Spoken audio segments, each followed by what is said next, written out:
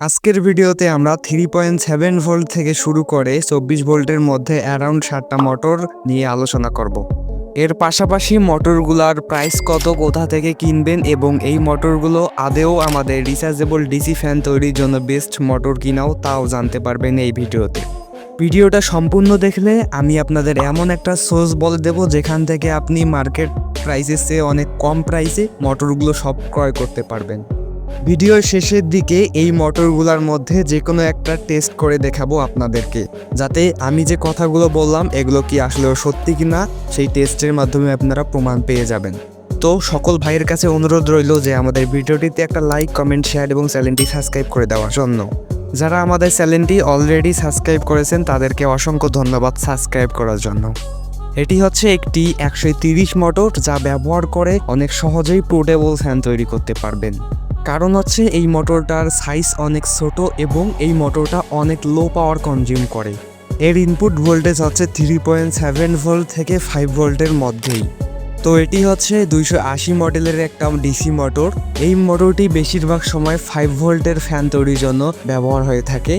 আর এই মোটরটির বিশেষ এক দিক হচ্ছে এই মোটরটা আপনারা 3.7 ভোল্ট থেকে শুরু করে 12 ভোল্ট পর্যন্ত ইনপুট দিয়ে চালাতে পারবেন।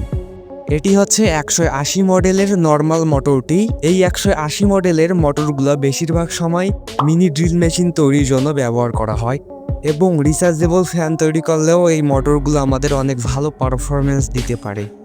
ভিডিওর এই পর্যায়ে বলে নেই, এই মোটরগুলো সহ আরও বিভিন্ন ইলেকট্রনিকের পার্টস অ্যান্ড মডিউল কেনার জন্য ভিজিট করতে পারেন gogadget.com-এ। ভিডিও আপলোড দেওয়ার 2 মাসের মধ্যে TE25 প্রোমো কোড ব্যবহার করে 300 টাকার অধিক খরচ করলে TinkerEdge-এর পক্ষ থেকে 4% ডিসকাউন্ট পাবেন আপনারা। তো দেরি কিসের, এখনই ডেসক্রিপশন বক্স চেক করুন। এটি হচ্ছে RS555 6 ভোল্টের একটা ডিসি মোটর। রিসেন্টলি এই মোটরটা অনেক পপুলার হয়েছে ফ্যান তৈরির জন্য, কারণ এই মোটরটা অনেক লো পাওয়ার কনজিউম করতে পারে। এটি হচ্ছে 550 মডেলের 12 ভোল্ট নোহা ডিসি মোটর। এই মোটরটি 16,000 RPM স্পিডে ঘুরতে পারে। এই মোটরটি সর্বোচ্চ 12 ভোল্ট 5 এম্পিয়ার পর্যন্ত লোড নিতে পারে। এটি হচ্ছে 775 12 ভোল্ট ডিসি মোটর। যারা হচ্ছে বড় চার্জার ফ্যান তৈরি করতে চাচ্ছেন তাদের জন্য এই মোটরটি বেস্ট। এটার দুই দিকেই শাফট যুক্ত করা আছে। তো এটি হচ্ছে নন শাফট যুক্ত 775 12 ভোল্ট ডিসি মোটর। যারা হচ্ছে ড্রিল মেশিন তৈরি বা ভারী কোনো কাজের জন্য মোটর কিনতে চাচ্ছেন তাদের জন্য এই মোটরটা বেস্ট।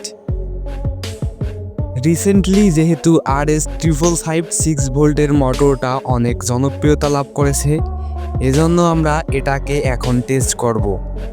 মোটরটিকে প্রপারভাবে টেস্ট করার জন্য আমরা এখানে একটি 8.4 ভোল্টের 4 এম্পিয়ারের কাস্টমাইজ ব্যাটারি প্যাক ব্যবহার করব এবং ব্যাটারির ভোল্টেজ ও মোটর আউটপুট এম্পিয়ার দেখার জন্য আমরা এই ভোল্ট এম্পিয়ার মিটারটা ব্যবহার করব।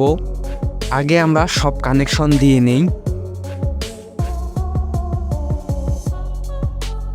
এখন আমরা ধীরে ধীরে লোড বৃদ্ধি করব। আপনারা দেখতে পাচ্ছেন 4 ভোল্টে 0 লোডে 0.27 এম্পিয়ার লোড নিচ্ছে এটি। আরও ভালো করে আপনাদের বোঝানোর জন্য আমরা এখানে একটা 12 ইঞ্চির মোটর পাখা অ্যাড করে নিব। ঠিক আগের মতোই আমরা ধীরে ধীরে লোডটাকে বৃদ্ধি করব। আপনারা দেখতে পাচ্ছেন আমরা 4 ভোল্ট দিয়েছি, এতেই মোটরটা প্রচণ্ড পরিমাণে হাওয়া দিতেছে।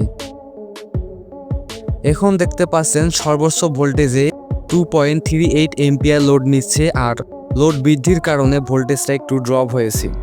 তো আজকের মতো এই পর্যন্তই ছিল ভিডিওটি। যদি আপনারা আমাদের চ্যানেলে নতুন হয়ে থাকেন অবশ্যই সাবস্ক্রাইব করে দিবেন এবং ফেসবুক থেকে দেখলে ফলো দিয়ে দিবেন। সবাইকে অসংখ্য ধন্যবাদ ভিডিওটি দেখবার জন্য।